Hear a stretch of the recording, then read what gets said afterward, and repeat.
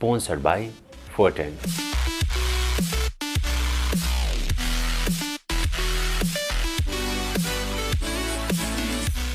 Supported by O2 Studio. उत्कृष्ट रेकर्डिङको लागि O2 studio कपुधारा Kathmandu सम्पर्क 9862622558.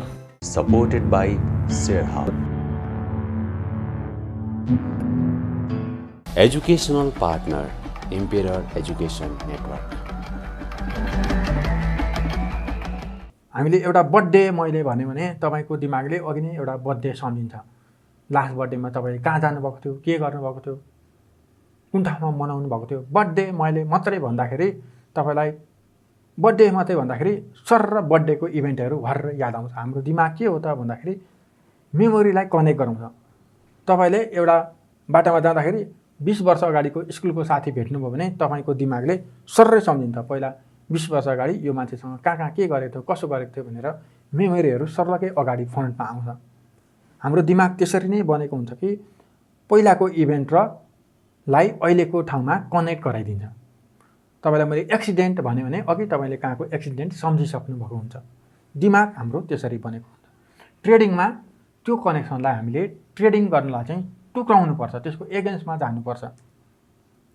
एभ्री मोमेन्ट चाहिँ हाम्रो लागि युनिक हुन्छ, तर हाम्रो दिमागले त्यसरी प्रोसेस गर्दैन। के हो भन्दाखेरि लास्ट ट्रेडमा मैले ट्रेड गर्दा मलाई विन भएको थियो, यो चोटी मैले ट्रेड गर्दाखेरि मलाई विन पनि हुन सक्छ, लस पनि हुन सक्छ भन्ने कुरो ट्रेडिङ गर्ने मान्छेलाई थाहा हुनु जरुरी छ। बजारको आउटकम चाहिँ र्यान्डम हुन्छ भनेर हामीले एक्सेप्ट गर्छौं, तर दिमागले मान्दिदैन। तपाईको दिमागले के हुन्छ, लास्ट चोटी तँलाई यसरी प्याटर्नमा ट्रेड दिँदाखेरि लस भएको थियो नि, यो चोटी पनि तँलाई लस होला कि भन्ने बनाइदिन्छ। दिमागले के हुन्छ, अस्ति चोटी लस भएको बिर्सिस भनिदिन्छ। अस्ति चोटी पनि 2200 बाट बजार खसेको थियो नि, 2200 मा त फस्ने ठाउँ हो नि भनेर दिमागले कनेक्ट गराइदिन्छ। हाम्रो दिमागलाई हामीले ट्रेन गर्नु पर्यो। हामीले चाहिँ लङ रनमा पैसा कमाइराख्ने, जस्तो कि तपाई चाहिँ तासको तपाई गेम खेलाउने, कालो आफ्नो फेभरमा पार्ने, रातो चाहिँ अपोनेन्टलाई दिने, सधैँभरि तपाई पैसा कमाइराख्ने भने चाहिँ तपाईको दिमागलाई चाहिँ तपाईले यसरी ट्रेन गर्नु पर्यो कि दुई चोटीको इभेन्टमा के पनि कनेक्सन हुँदैन, दुई चोटीको ट्रेडमा के पनि कनेक्सन हुँदैन। पहिला त्यही प्याटर्न बनेर बुल गएको थियो भने अहिले त्यही प्याटर्न बनाएर पियर पनि जान सक्छ। क्यासिनोहरु के हुन्छ, क्यासिनोहरुमा जहिले पनि प्रोबेबिलिटी उनीहरुकै फेभरमा हुन्छ। क्यासिनो 100 जना आएर खेल्ला, 4 जनाले गुमाउला, 90 जनाले त त्यहाँ गुमाउने नै हो। 4 जनाले कमाउला, एक दिन आउला कमाउला, अर्को दिन कमाउला। 100 दिन खेल्छ भने त्यसले 4 दिन कमायो भने 90 दिन त्यसले गुमाउँछ क्यासिनोमा। भनेपछि लङ रनमा सधैँभरि क्यासिनो चाहिँ विनरै हुने भयो। एउटा गेममा विनर हुन्छ कि लुजर हुन्छ भन्न सकिदैन क्यासिनो ओनर, तर लङ रनमा उनीहरुले सधैँ कमाउने भयो। हाम्रो दिमागलाई पनि हामीले त्यसरी नै तपाईको मुभमेन्टहरु डिफरेन्ट हुन्छ, लास्ट ट्रेड र अहिलेको ट्रेडमा केही कनेक्सन हुँदैन भनेर बुझाउन सक्यो भने चाहिँ हामीले आफूलाई क्यासिनो बनाउने भयौं।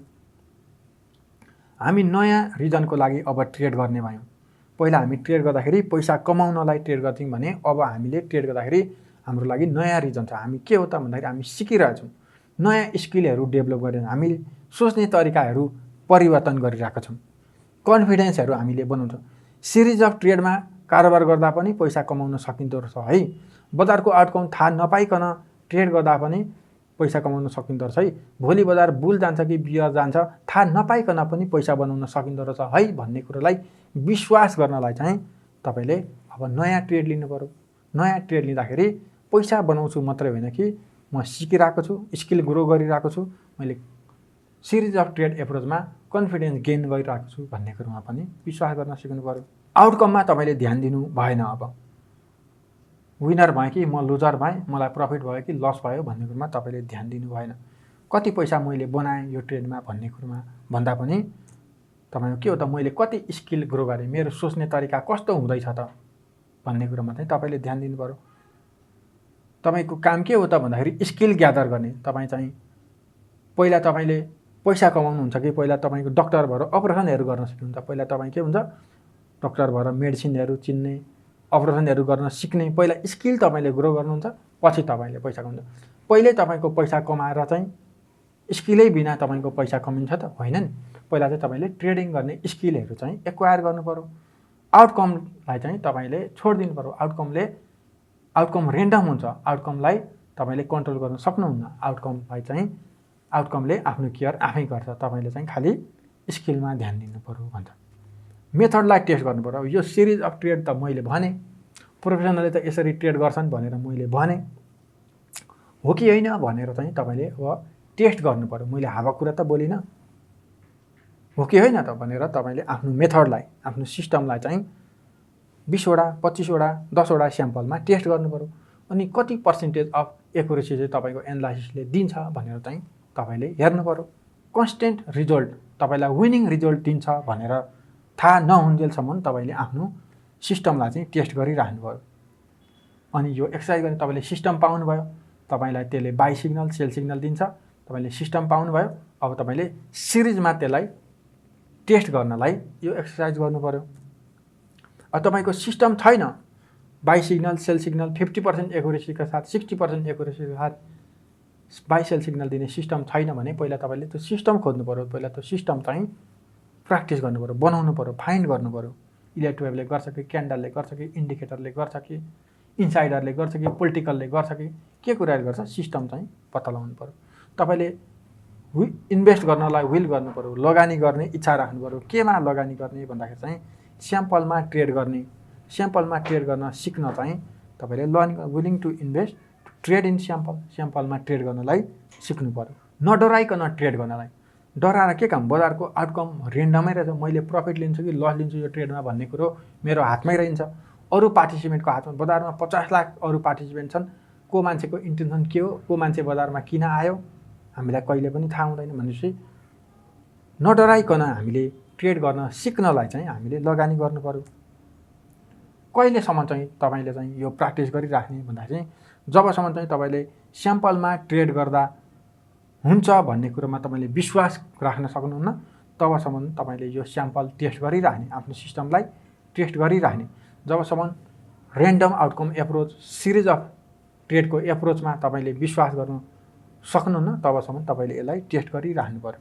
जबसम्म तपाईँले ट्रेड पिक गर्नुहुन्न, एउटा तपाईँलाई सिस्टमले बाई सिग्नल दियो तर तपाईँले चाहिँ होइन यो त म किन्दिनँ, मार्केटमा माहौल राम्रो छैन भन्नुहुन्छ भने तपाईँको त्यो प्र्याक्टिस पुगेन, लर्निङ पुगेन, स्किल तपाईँसँग ग्रो भएको छैन, सोच्ने तरिका अहिले पनि म्याचर भएको रहन्छ।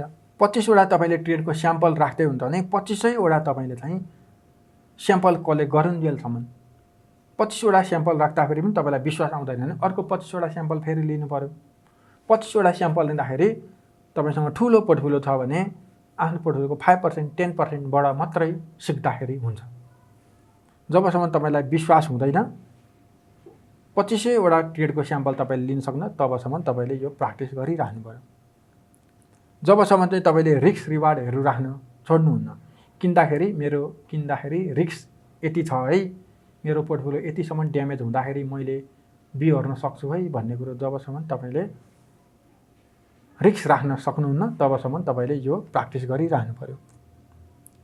जबसम्म चाहिँ तपाईँले चाहिँ मैले 2 रुपियाँ पाउनलाई 1 रुपियाँ रिस्कमा हालेको छु, 60% of the time, most of the time चाहिँ मैले कुनै ट्रेडले काम गर्छ कि गर्दैन भन्नेलाई चाहिँ मैले आफ्नो पोर्टफोलियोको कुनै स्पेसिफिक एमाउन्ट चाहिँ रिस्कमा हालेको छु भनेर विश्वास गर्न सक्नुहुन्न, तबसम्म तपाईँले ट्रेड चाहिँ स्याम्पल चाहिँ कलेक्ट गरिराख्नु, प्र्याक्टिस चाहिँ गरिराख्नु पर्यो। जबसम्म तपाईँले सब्जेक्टिभ डिसिजन बनाउनुहुन्न, मसँग टन्न स्टक छ, बजार त बुलै जाने हो, मैले सबै बेचेको छु, अब बजार त बिहेरै जाने हो, जबसम्म तपाईँले सब्जेक्टिभ डिसिजनहरू बनाउन छोड्नुहुन्न, तबसम्म तपाईँले यो एक्सर्साइज प्र्याक्टिस गरिराख्नु पर्यो। स्केल गर्ने, कतिखेर चाहिँ तपाईँले रियल पैसा हाल्ने, कतिखेर चाहिँ पैसा अलिकति पोर्टफोलियो बढाउने, रियल मनी हाल्ने भन्दाखेरि जब चाहिँ तपाईँ कम्फर्टेबल हुन्छ, ल सिरिज अफ ट्रेडले काम गर्दो रहेछ, आउटकम थाहा नभए पनि बजारबाट पैसा बनाउन सकिँदो रहेछ भनेर जब चाहिँ तपाईँलाई थाहा हुन्छ, तब मात्रै तपाईँले स्केल गर्नु, जब तपाईँ कम्फर्टेबल हुनुहुन्छ। कमिटमेन्ट, मैले के हो त जतिचोटि मलाई बजारले मेरो सिस्टमले बाई सेल सिग्नल दिन्छ, एभ्रीचोटि मैले त्यो ट्रिगर गर्न सक्छु, जबसम्म चाहिँ मैले एभ्री ट्रेड लिने कमिटमेन्ट गर्न सक्दिनँ, तबसम्म तपाईँले एक्सर्साइज गरिराख्नु पर्यो। यो एक्सर्साइज हामीले गरिराख्नु पर्यो जबसम्म मैले त्यसलाई फ्ललेसली गर्न सक्दिनँ, जबसम्म चाहिँ मैले हिचकिचाउँदिनँ, ट्रेड लिन हिचकिचाउँदिनँ, तबसम्म यो एक्सर्साइज गरिराख्नु पर्यो। मैले राम्ररी गर्न सकिनँ यो 25 वटा स्याम्पलमा चाहिँ कहीँनिर चाहिँ म चुकेँ अथवा मेरो सोच्ने तरिकाहरू चाहिँ डेभिएट भयो भने मैले यो एक्सर्साइज फेरि गर्नु पर्यो। जबसम्म मलाई विश्वास हुँदैन कि प्रोफेसनल ट्रेडरले जसरी ट्रेड गर्छन्, प्रोफेसनलले कसरी सोच्छन्, विनरले सोच्ने तरिका र लुजरले सोच्ने तरिका फरक कस्तो हुन्छ भनेर जबसम्म मैले ठ्याक्कै त्यसलाई फलो गर्न सक्दिनँ अथवा मेरो माइन्डसेट पनि त्यस्तै बनाउन सक्दिनँ, तबसम्म यो एक्सर्साइजलाई मैले रिभाइज गरिराख्नु पर्यो। बिचमा कहिले पनि भेरिएबल चेन्ज गर्ने होइन। तपाईँको 10 लाख छ, 1 लाखको पोर्टफोलियोमा तपाईँले प्र्याक्टिस गरिराख्नुपर्छ। 3 चोटि तपाईँलाई प्रफिट भयो, अब एकचोटि भाइभरको 10 लाख ल्याउने होइन। 25 वटा ट्रेड चाहिँ त्यही भेरिएबलमा, त्यति नै, त्यही सिस्टममा, त्यही प्याटर्नमा, त्यही एमाउन्ट अफ मनीमा तपाईँले टेस्ट गर्नु पर्यो। तपाईँसँग कन्फ्लिक्टिङ इनर्जी नहुँदैन। बाई गर्न आँटेको छ, लस पो होला कि, सेल गर्न आँटेको छ, मैले सेल गरेपछि बजार माथि पो जाला कि भनेर जबसम्म तपाईँसँग कन्फ्लिक्टिङ इनर्जी, कन्फ्लिक्टिङ थटहरू हुँदैन, तबसम्म यो एक्सर्साइज गरिराख्नु पर्यो। सिग्नल पाउनुभयो ट्रेड गर्ने। जबसम्म तपाईँले सिग्नल पाएपछि ट्रेड गर्न सक्नुहुन्न, तबसम्म तपाईँले यो एक्सर्साइज गर्न सक्नुहुन्छ। सिग्नल पाएपछि तपाईँले ट्रेड गर्न सक्नुहुन्छ 25 वटा टाइममा भने तपाईँको दिमागले अब सिरिज अफ ट्रेड एप्रोचलाई मानिसक्यो। तपाईँ सिग्नल पाउँदाखेरि ट्रेड लिन हिचकिचाउन बस्नुहुन्छ, सिग्नल पाएपछि पनि सोचेर बस्नुहुन्छ भने तपाईँ अहिले पनि तयार भएको हुनुहुन्न। फेरि तपाईँले एक्सर्साइज गर्नु पर्यो। Conflicting thought do not have place in your mind. मेरो दिमागमा चाहिँ अरू कन्फ्लिक्टिङ कुराहरू आउने ठाउँ छैन। म ट्रेडर हुँ, म त्यो पहिलाको जस्तो अन्धाधुन्ध कारोबार गर्ने मान्छे होइन। मेरो उद्देश्य भनेको चाहिँ स्किल गेन गर्ने अनि कन्टिन्यू पैसा कमाउने, बजारबाट पैसा बनाउने भन्ने। जबसम्म तपाईँसँग चाहिँ क्लियर थट हुँदैन, कन्फ्लिक्टिङ थट छ भने यो एक्सर्साइजलाई तपाईँले कन्टिन्यू गरिराख्नु पर्यो। सिन्सियर हुनुहुन्छ भने तपाईँले यो एक्सर्साइज गर्नुहुन्छ। बजारबाट पैसा बनाउनु छ, फ्युचरमा तपाईँ राम्रो ट्रेडर बन्नुहुन्छ, तपाईँले आफूलाई लङ रनको लागि सोच्नुभएको छ, 20 वर्षसम्मको लागि सोच्नुभएको छ, 20 वर्ष पछाडि पनि म यही मार्केटमा पैसा बनाइराखेको हुन्छु भनेर सोच्नुहुन्छ भने तपाईँले यो एक्सर्साइज गर्नुहुन्छ। गर्नु भएन भने के त भन्दा तपाईँ रेडी हुनुहुन्न। जब तपाईँ रेडी हुनुहुन्छ तपाईँले त्यतिखेर तपाईँले एक्सर्साइज गर्नु पर्यो। जतिखेर चाहिँ तपाईँलाई यो एप्रोच चाहिँ हो जस्तो लाग्छ, प्र्याक्टिस गर्छु, ट्राई गर्छु जस्तो लाग्छ, तपाईँले त्यतिखेर ट्राई गर्न सक्नुभयो।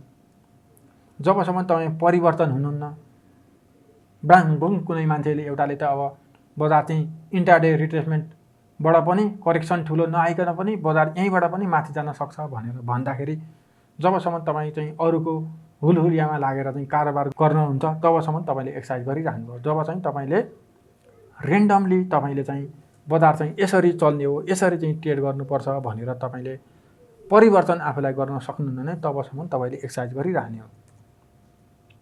अब यो तपाईँको एक्सर्साइज गरेपछि लास्टमा तपाईँले सिरिज अफ ट्रेड एप्रोचमा विश्वास गर्नुभयो, रेन्डम आउटकमलाई विश्वास गर्नुभयो भने तपाईँलाई अचम्म लाग्छ।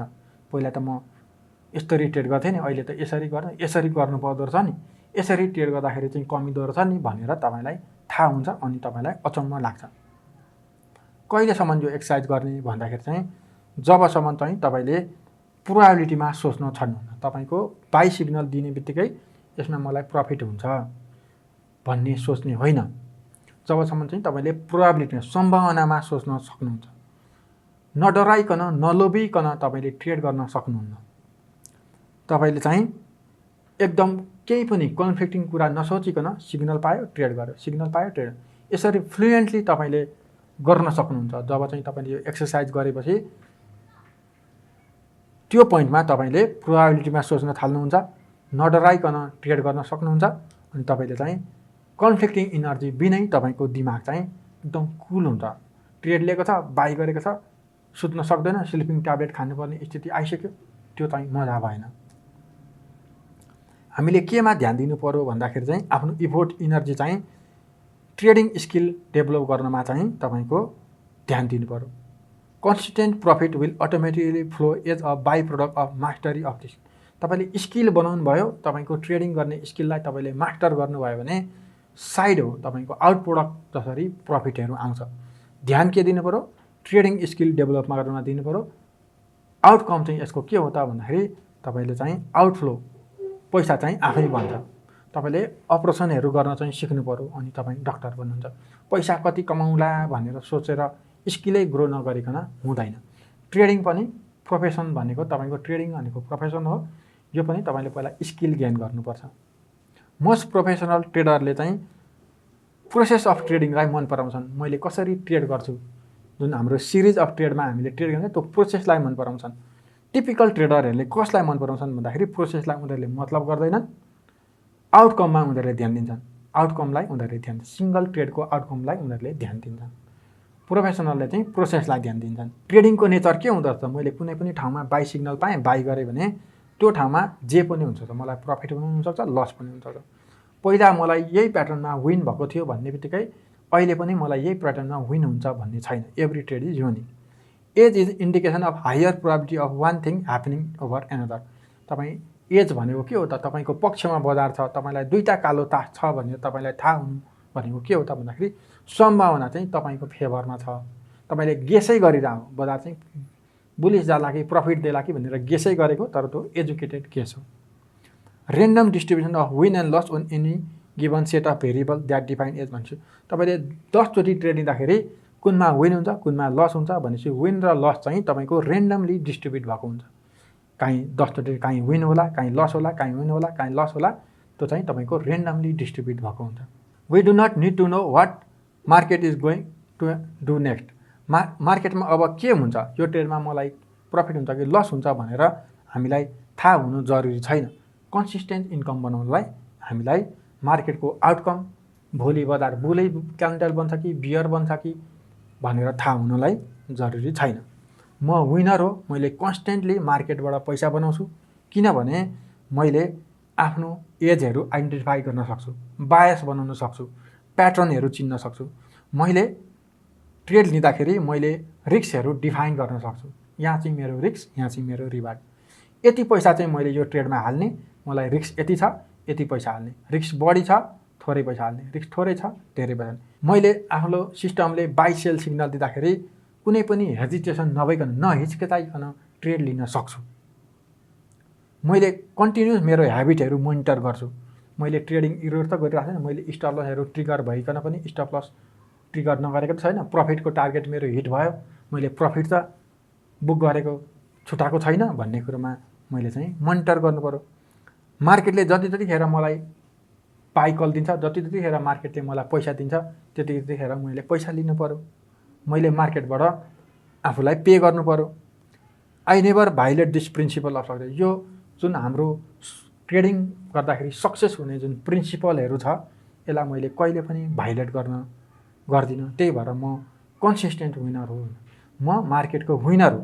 यो 7वटा कुराहरू मैले ध्यान दिन्छु, पालना गर्छु, त्यही भएर म मार्केटको विनर हो भनेर चाहिँ हामीले थाहा पाउनु पर्यो है। ल, भिडियो हेरिदिनु भयो सबैजनालाई धेरै धेरै धन्यवाद।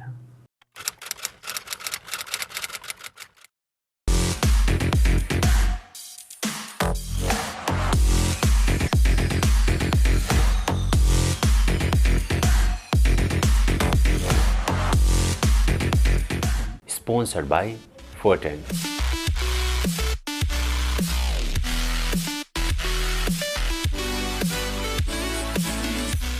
Supported by O2 Studio. उत्कृष्ट रेकर्डिङको लागि O2 स्टुडियो कपुधारा काठमाडौँ। सम्पर्क 98 62 62 25 58। Supported by ShareHub. Educational partner, Embedding Education Network.